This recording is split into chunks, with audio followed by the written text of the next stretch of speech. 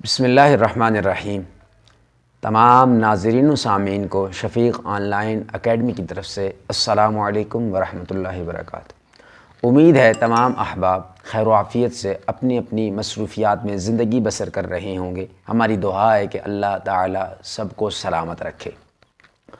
سامعین و ناظرین، جیسا کہ آپ حضرات کے علم میں ہے کہ ہمارا وہ لیکچر کا سلسلہ اپنی کاوشوں کو لے کر اسی طرح برقرار ہے، تو گزشتہ لیکچر میں ہم نے وہ پوائنٹ آپ کے سامنے رکھا تھا کہ استاد کے لیے کن چیزوں کا ضروری ہے جس کی وجہ سے وہ استاد صحیح معنوں میں اپنا علم جو ہے وہ آگے دوسروں تک پہنچا سکے۔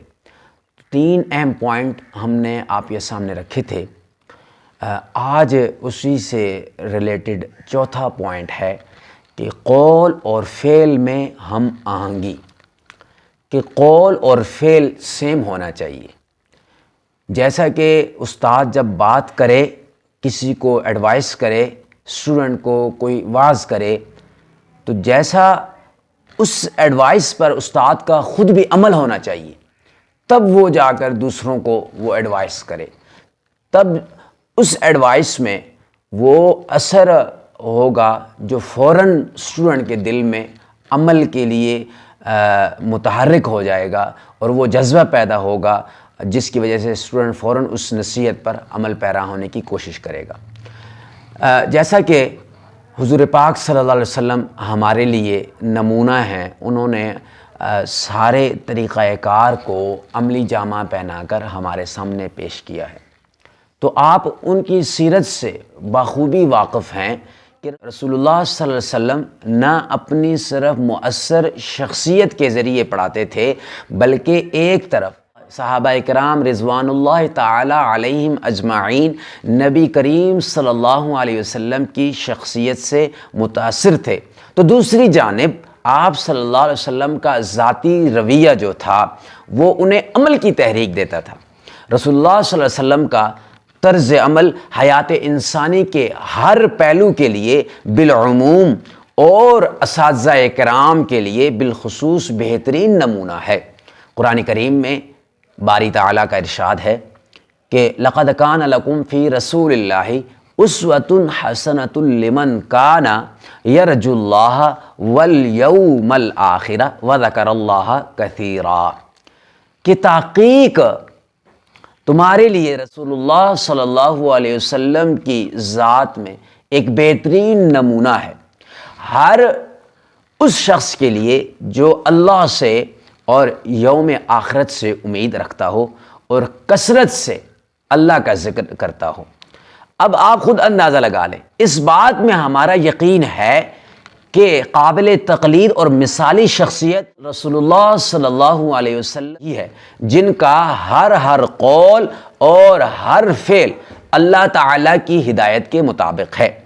ایک اور جگہ دوسرے مقام پر باری تعالیٰ ارشاد فرما رہے ہیں کہ وَمَا يَنطِقُ عَنِ الْهَوَىٰ إِنْ هُوَ إِلَّا وَحْيٌ يُوحَىٰ، کہ یہ اپنی خواہش سے کچھ بھی نہیں بولتے، یعنی رسول اللہ صلی اللہ علیہ وسلم اپنی خواہش سے کچھ بھی نہیں بولتے، یہ تو خالص وہی ہے، یعنی اللہ کی طرف سے انہیں حکم دیا جاتا ہے کہ آپ یہ کام کرنے کا حکم دیں۔ خالق کائنات کی ہدایت اور رہنمائی کسی سے زیادہ بہتر ہو سکتی ہے؟ حضرت عمر بن عاص رضی اللہ تعالی عنہ فرماتے ہیں کہ انہ لا یأمر بخیر الا کان اول آخذ بہ، آپ صلی اللہ علیہ وسلم کبھی کسی بلائی کا حکم نہ فرماتے جب تک کہ اس پر پہلے خود عمل نہ فرما لیتے۔ تو معلوم یہ ہوا کہ جب کسی کو کوئی کام کا بولا جائے، یعنی اس کو کسی اچھے راستے کی طرف رہنمائی کی جائے، تو اس سے پہلے جب ان سے وہ بات کہہ دیں تو پہلے اسے خود عمل میں لانا چاہیے، تاکہ یہ تو ایک سنت بھی ہے کہ حضور پاک صلی اللہ علیہ وسلم خود پہلے عمل کرتے تھے، پھر اس کے بعد وہ بلائی کا حکم فرماتے۔ عمر بن عاص رضی اللہ تعالیٰ عنہ کے یہ جو الفاظ ہیں، یہ فن تدریس کے تمام تر حکمتوں کا احاطہ کیے ہوئے ہیں۔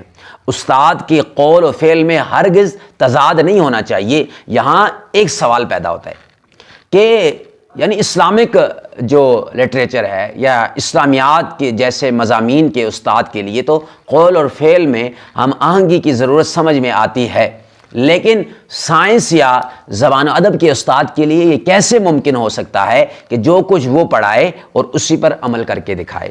تو اس سوال کے دو جواب ہیں۔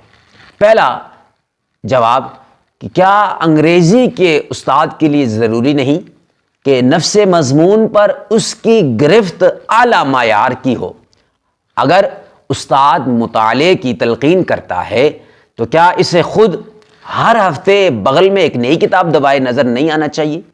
کیا اسے اپنی لکھائی سے متعلق محتاط نہیں ہونا چاہیے؟ دوسرا جواب جو ہے، صرف مذہبی تعلیمات اور اخلاقیات کے استاد ہی کردار نہیں سکھاتے، بلکہ ہر استاد جو طلبہ کو سکول کے احاطے میں یا اس سے باہر دکھائی دیتا ہے وہ ان کے لیے نمونہ عمل ہے، یعنی رول ماڈل ہے۔